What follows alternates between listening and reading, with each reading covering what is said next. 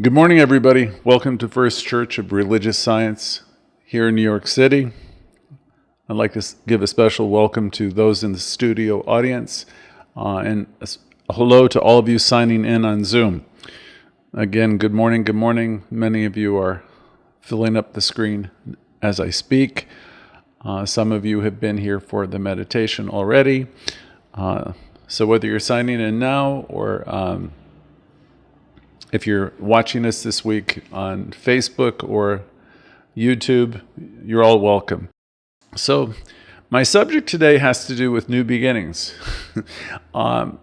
Seeing things from a new perspective, perhaps spiritually, maybe even mystically.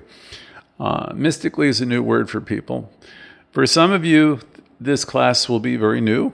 And for a seasoned student, it will be simply another reminder of how great and wonderful you are. We'll remind you of the truth of your being, that you are one with this energy. So today we're going to talk about what you need to know about this energy, this life force, and to suggest to you that it's always in operation. You might think you're alone in the world and things aren't working, but the thing is you're still one with this life, and it's always in operation. It's never stopping, because even physicists have now gotten into it by telling us that this energy is in everything, and it's alive in every moment.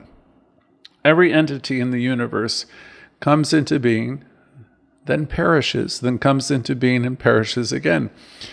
In other words, beginnings are forever ongoing, and we can learn to have greater appreciation and awareness of this process.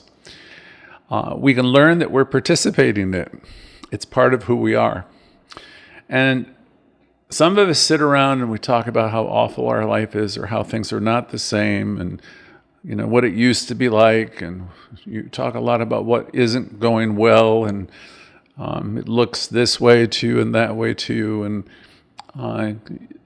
people live as though their life is stacked against them. But in reality, all of life is here for you.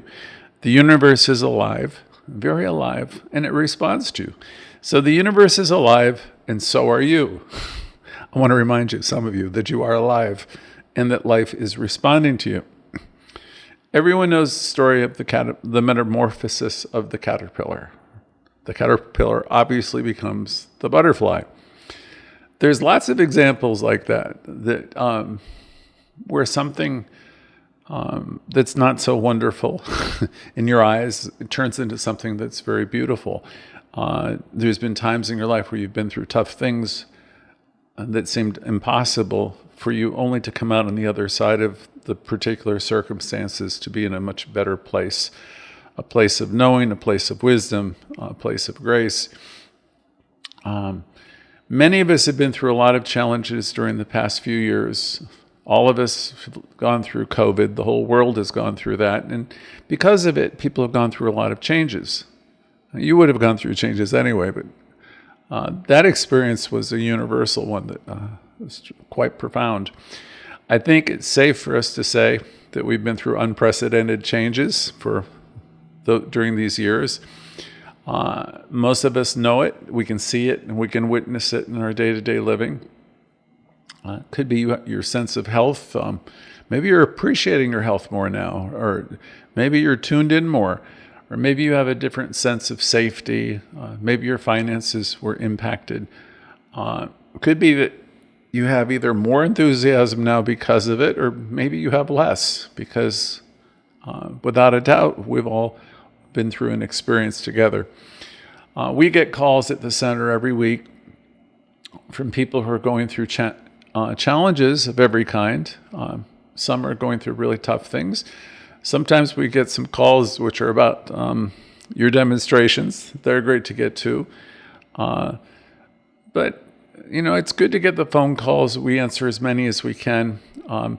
In our church building, we used to have tenants here who, they were here for years, long before we owned the building, and they made their livelihood here. And all of those tenants went permanently out of business a few years ago with COVID.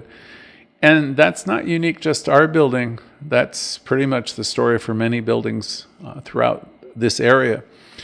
I hear from some of those old tenants, which were essentially part of our church family, they certainly supported us financially, they weren't able to come back. So the country and the world and ourselves have gone through a lot. And so we want to acknowledge it. Somehow people are thinking New York is going to return to what it was. Or you might be living in one of the other great cities or places in the country, and you might be thinking, well, it'll return, and or you confronted with the costs of everything, you might think that the prices of things will return to what they were. And here's the thing. All of that is wishful thinking, or what we call fanciful thinking. Nothing really ever goes back to what it was before. The center, the church, we will not be what we were before. Hopefully we're something fresher. Hopefully we adapt. Hopefully we learn to bounce, which is what we're talking about here today. Hopefully we learn how to pivot and adapt. In a day of superpowers, these are superpowers that are important to have. Your ability to change, your ability to adapt. Things have definitely changed, and nothing really is going to go back to what it was before. The question, again, is how well can you pivot? How well can you handle it? I've found religious scientists in my life who practice the teaching are pretty good. They're kind of unflappable. They seem to be able to handle change pretty well because they don't take things personally. That's one of the lessons from the Four Agreements, and it's something you'll hear me say often is don't personalize it. Try not to personalize it. Or I might say refuse to be offended. If you can adopt some of these mechanisms, not because I'm just saying them, because they will help you, not to take things personally. I oftentimes, speaking to a lady who's a friend of myself, and I encourage her to manage her expectations. Because when you personalize everything, you're bound to be upset a lot. And if you get to a point where Louise Hay would say, everyone's doing the best that they can with the information, the understanding, and the awareness that they have, then you're not personalizing very much. Just people are doing what they do. They are where they are. And when you really start to love yourself, which is what Louise Hay would say, you're going to have less and less problems with what people do because you're going to know they're evolving and growing the same way each of us are. There's an adage attributed to Buddha, which it didn't really come from him, but many people think and the adage is, whatever is best. And I can understand that from a metaphysical point of view. What that really means is life is perfectly unfolding. Perfect place, perfect time, all the time. In other words, we are where we are. It sure doesn't look perfect sometimes. Still, it's a logical unfolding of our consciousness wherever we are. That's when Louise Hay would say we're each 100% responsible. Wherever we are is a logical unfolding of our consciousness. We had a lot of programming when we were younger. It's playing out. Many of us have done a lot of inner work, spiritual work, and we've seen the change in our life. We've seen the reflection of the work that we do. As you tune in here week by week and you get clear who you are and how life is responding to you, there will be a quickening and your life will shape up in a different way. The world you look at is a reflection of consciousness. Maybe not yours alone, but the world you look at is the consciousness, what we might call the collective consciousness, right? And our world and our day-to-day living is a reflection of our consciousness. So you can definitely shape your day-to-day experience, your thoughts or things. So we're learning how to accept life on life's terms. And furthermore, we're learning to see the good in it. There's an important piece of literature I remember reading long ago, 43 years to be exact. Acceptance it says, acceptance is the answer to all of my problems or all my challenges today.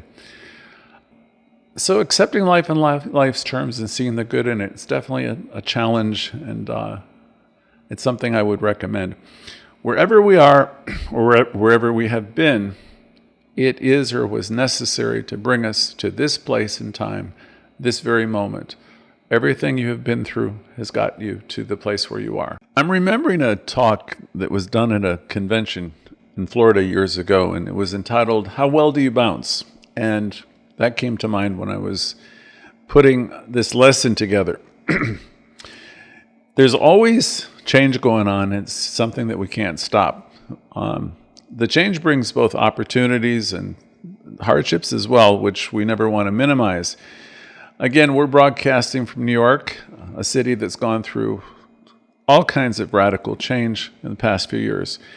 There's been an exodus of businesses, and it seems like every third store is closed, and people are concerned about the safety and the future of the city. And everybody seems to be shopping online, and nobody can stop it.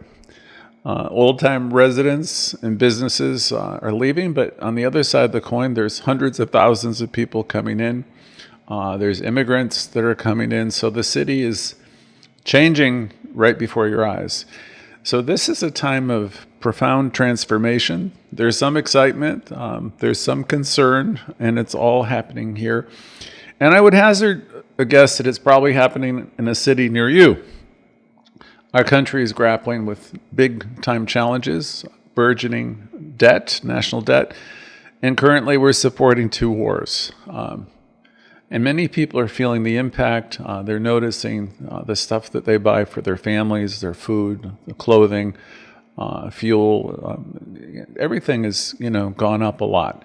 And the last time I spoke about this, I remember the minister who gave that talk in Florida, "How well do you bounce?" And that's really what this teaching offers us. It gives us a much better way of handling change. The world nearly shut down during the COVID years, and we're now in what's called a new normal. Most of us are thrilled to be out. We're able to travel. We're able to see our friends, and we're so grateful, right? But yet, there is the reality that people have lost their jobs, and the economy has changed, and the businesses have closed. In our center, as I mentioned, 6 of the tenants are gone, and it puts a lot of strain on people because you've got to find new ways of doing things and inquire within and let yourself receive guidance. And today's message is, today we can decide to have a new beginning. Today, as we decide to make a new start, let's hold on to the idea of resilience, creativity, and compassion that has been awakened in us. I'm going to share with you today some new thought concepts, some ideas that will align you more properly and powerfully with the law of new beginnings. You hear me regularly say the point of power is always in the here and now. And every moment is a moment of new beginnings, if you let it be. I want to share with you some mythic images of creation. When you think about a presence or a God of the universe, imagine the God of the universe that's been around for eons doesn't belong to some particular place on the globe or some people on the globe, or it doesn't belong to any creator limited beliefs. Just imagine the God of the universe that's been around for eons, long before people, not belonging to any particular place or any creed. In fact, this creative intelligence, this energy has been here since the dawn of time, long before the first words of prayer were ever spoken, before the first temple was ever built. This energy was here long before the first scripture was ever written. This energy has witnessed the birth and death of stars, the formation of galaxies, the rise and fall of countless civilizations. This creative energy, higher power, God, or whatever you might want to call it, is older than the oldest myths, more ancient than the very concept of time, existing long before humans walked the earth and began to name it and worship it. This energy isn't just ancient, it's eternal and ever-present. It's not confined to the pages of any holy book, any scripture.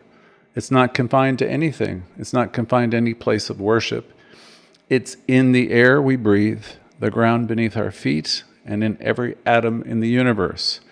This energy is something far bigger than any one of us could construct, far bigger than any one of us could imagine, or any group of us.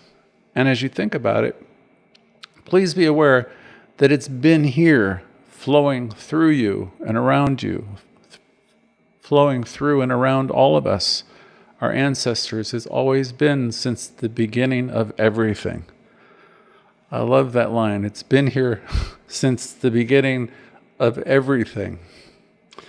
Think back to when many of us first studied at school the solar system.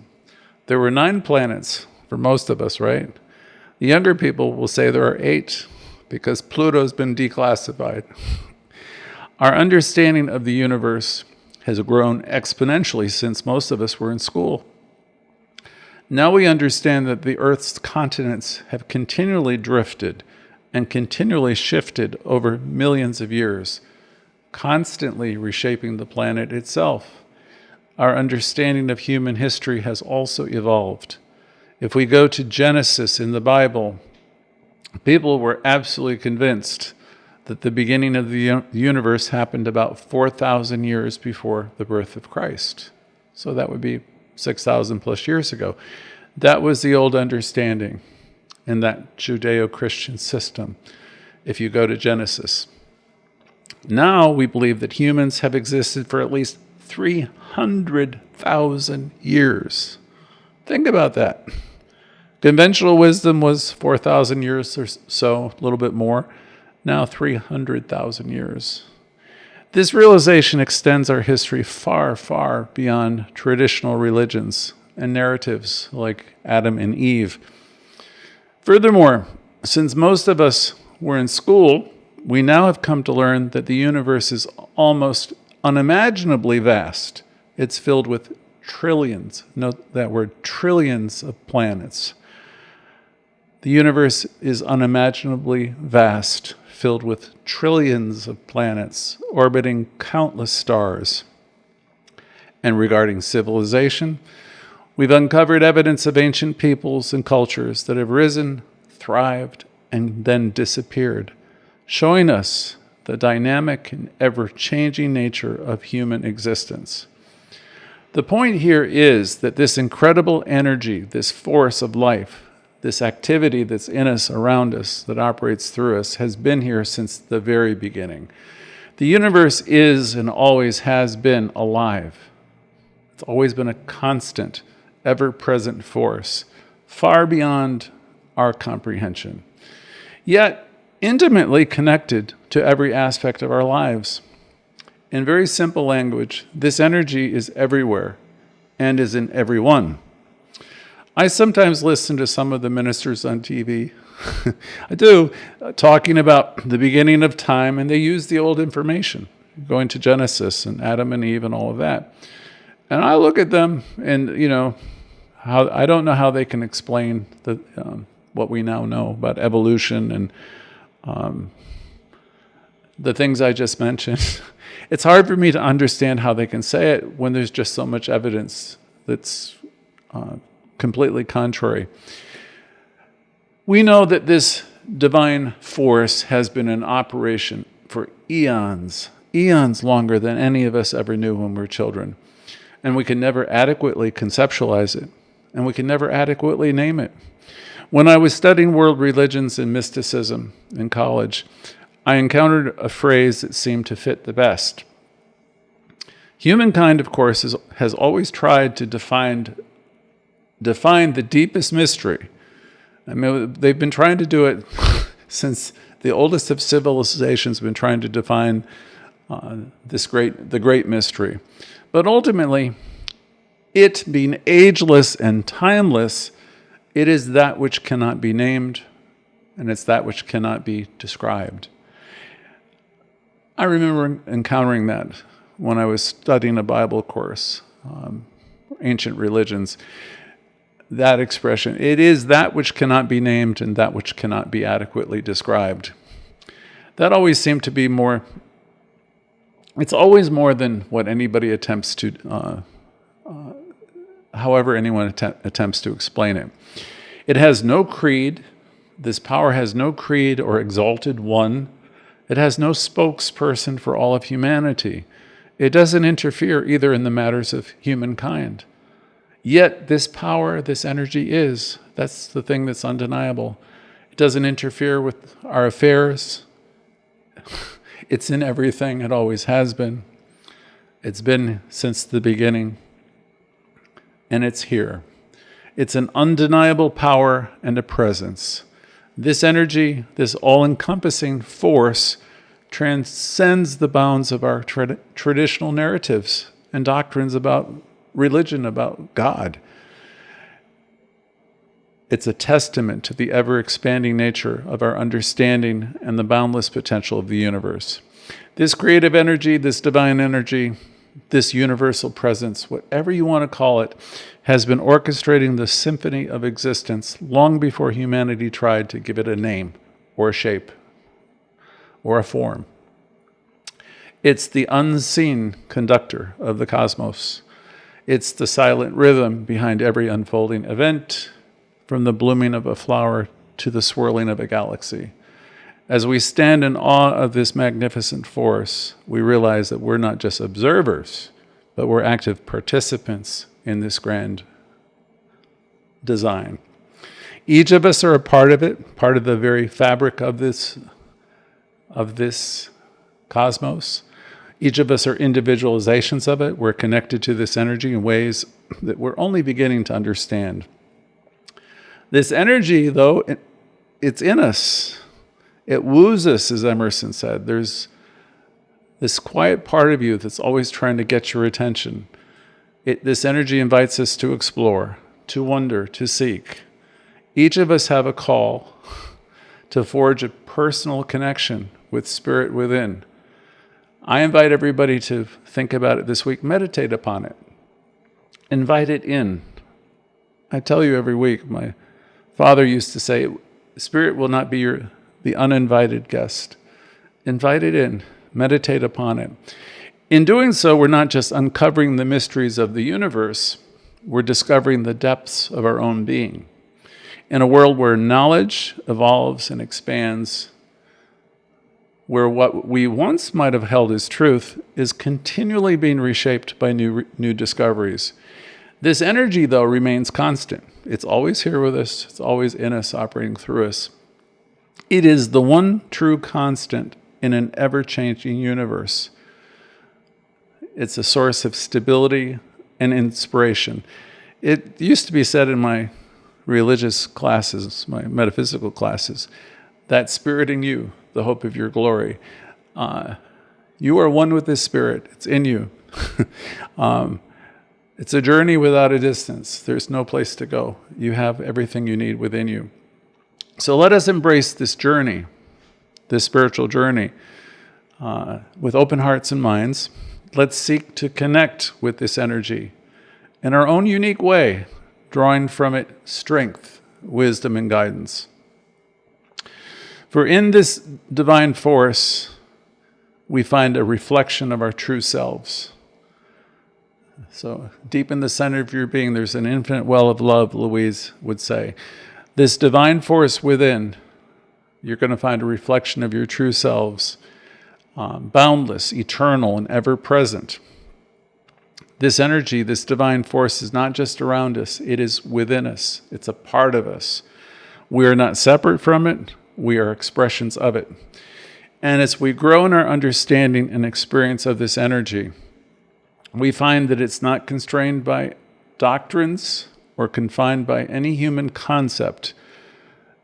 This energy is a living, breathing essence that will enrich your life in ways you can scarcely imagine.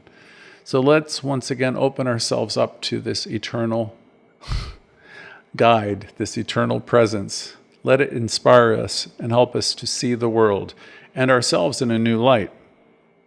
For in this energy, in this spiritual energy, we find our true essence And it's a constant reminder that we're part of something much greater than ourselves. And indeed, it's challenging to understand why even today there are conflicts like the one in Israel and Ukraine, oftentimes driven by deep-seated religious and tribal differences. Throughout history, humanity has often been divided by religious beliefs, leading to events like the Dark Ages, the Inquisition, and countless wars. The Inquisition, by the way, began in the late 15th century, and it was a period marked by extreme religious persecution. My own people from Ireland had religious conflicts, notably between the Catholics and Protestants, which caused strife for centuries. Yet, despite this turbulent history, we've also seen moments of incredible spiritual beauty and unity. Consider the rich tapestry of religious festivals across the world. Recently, the Hindu community celebrated Diwali, the Festival of Lights, which symbolizes the victory of light over darkness. As we approach winter soon, we're reminded of traditions like Christmas, Hanukkah, Kwanzaa, each with its own unique history and significance, yet all of them celebrating themes of light, hope, and community. These festivals and so many others, from ancient rituals of Babylonian and Egyptian times to modern-day celebrations, are expressions of humanity's deep desire to connect with something greater.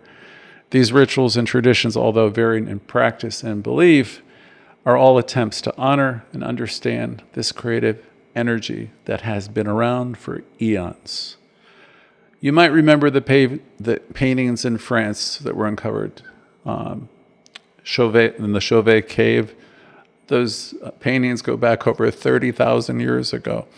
They're proof of human beings expressing their understanding of life and the divine long before any established religion took place.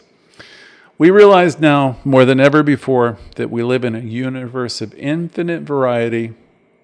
This is a universe where diversity is not just accepted, it's celebrated.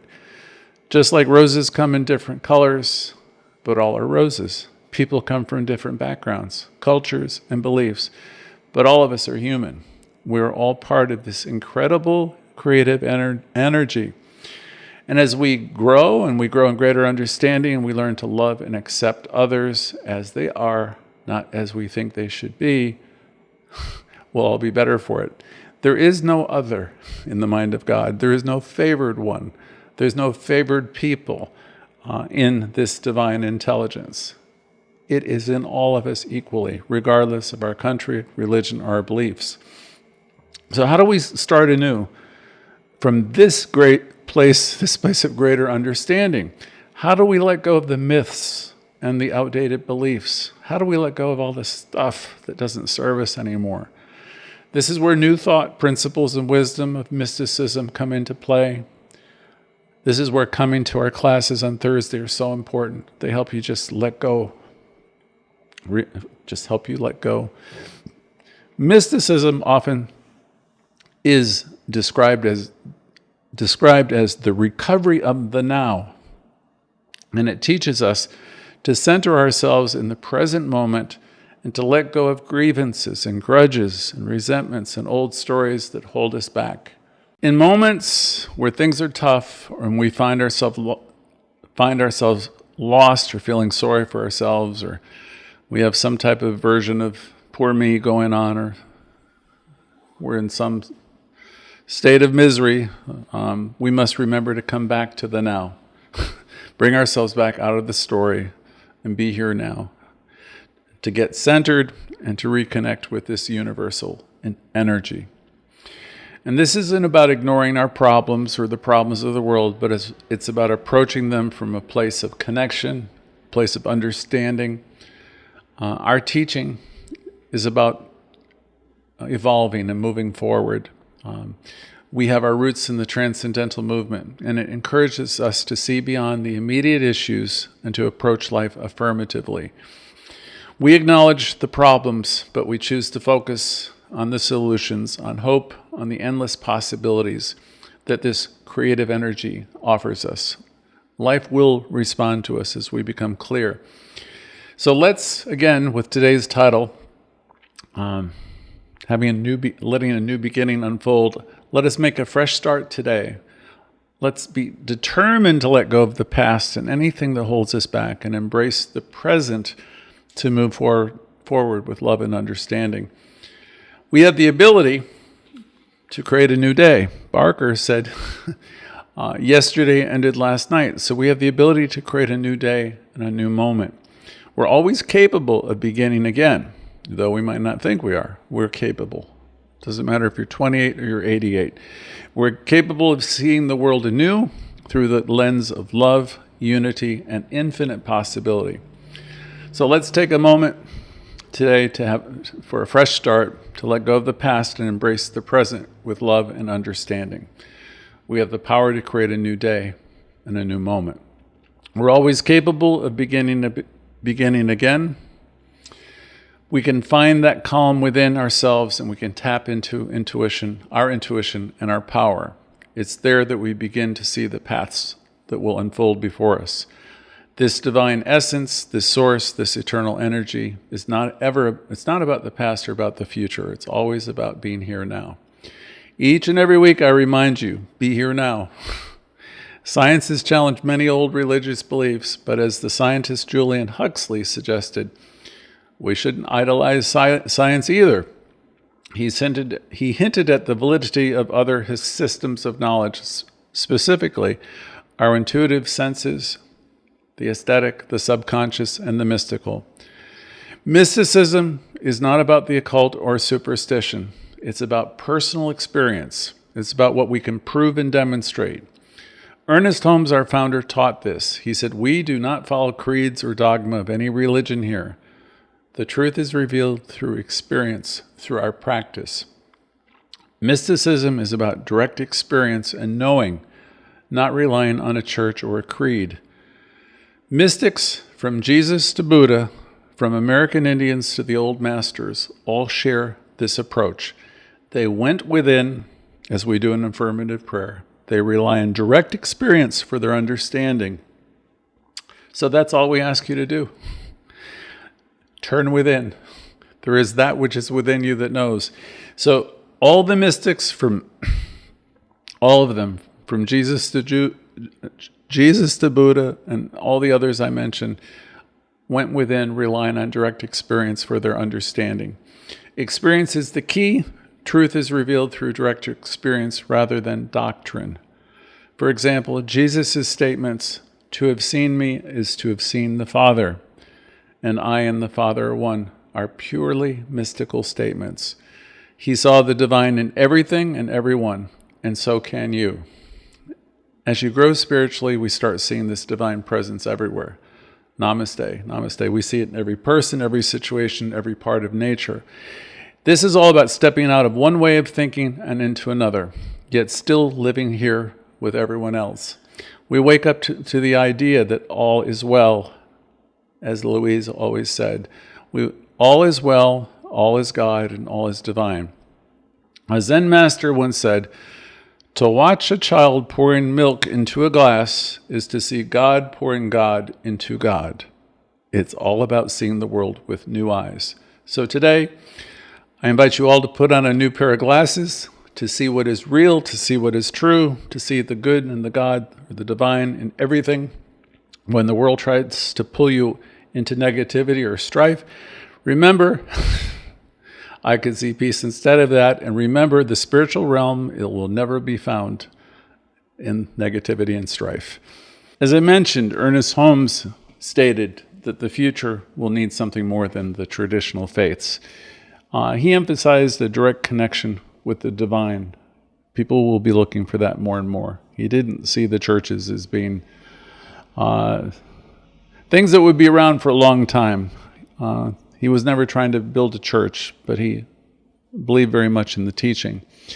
So we too look to this mystical approach and to the understanding the kingdom of good or God is here and now. It's within. It's not by joining a religion. The universe, though, is calling us into this awareness, to this connection, to this realization that we are one with all that is. I've got parable for you before we close that hopefully speaks to what today's lesson was. It's entitled The Monk and the Butterfly. And here it is. Once in a small village, there lived an old monk who spent his days in deep meditation and contemplation. The villagers respected him for his wisdom and often sought his advice on various matters. One day, a young boy approached him with a question that had been troubling him. Master, the boy asked, how do we find God? Is he in the temple? Is he in the rituals or in the scriptures? The monk smiled and beckoned the boy to follow him. They walked silently to a beautiful garden full of blooming flowers. The monk sat down and the boy followed suit, watching him very closely, and suddenly a beautiful butterfly fluttered by and landed on a nearby flower. The monk pointed to the butterfly and said, "Look at the butterfly. It's free, unbound by any rules, yet it follows its nature. It doesn't worry about where to find the nectar. It trusts its instincts, and it finds it in the flowers." The boy watched as the butterfly flitted from flower to flower, its wings shimmering in the sunlight. The divine energy you seek, the monk continued, is like the nectar. It's not just in the temples or in the sacred texts. It's everywhere. It's in nature. It's in us. It's in every moment of life. To find it, you don't need to follow strict rules or rituals. You just need to be still, observe, and feel its presence in the here and now, just like the butterfly finds the nectar. The boy's eyes lit up with understanding, and a smile spread across his face as he watched the butterfly. From that day on, the boy began to see the world differently, understanding that the divine presence was all around him in every moment, waiting to be experienced in its simplicity and beauty. So that ends the lesson. I have a closing affirmative prayer for you, and then we'll be able to hear from any and all of you who want to share. So let us center ourselves for a moment and turn within. Feel the peace, the stillness of this sacred moment. Sense infinite spirit, universal presence. I acknowledge and embrace this eternal energy that flows through and around. I declare we're grateful for the divine essence that connects us all, reminding us that we're part of something much larger, much grander, bigger than we could ever imagine, beautiful. Today we affirm our oneness with this divine energy. We recognize that it's not confined to any one place, person, or thing, or any practice. Like the air we breathe, it is ever present, guiding us, nurturing us, and showing us the path to wisdom and understanding. I declare we open our hearts and minds to the realization that the divine is in each and every one of us, in every moment, in every breath. We trust in our intuitive understanding and embrace the beauty of the world around us, just as the butterfly embraces the nectar of every flower. We let go of old beliefs and dogma that no longer serve us. We step into a new light of understanding, recognizing the divine in ourselves and in each and every other person. We're filled with compassion and a deep sense of peace, knowing that all is well. And as we move forward into this day and into our sharing session, we carry the sense of the divine connection we have between us. So we're going to listen to one another with open hearts and minds and embrace everyone as a reflection of the divine within us. So in gratitude and with a deep sense of joy, we affirm this truth. We're one with the one today and always. And so it is. Thank you, everybody. We'll see you at the other side of the break.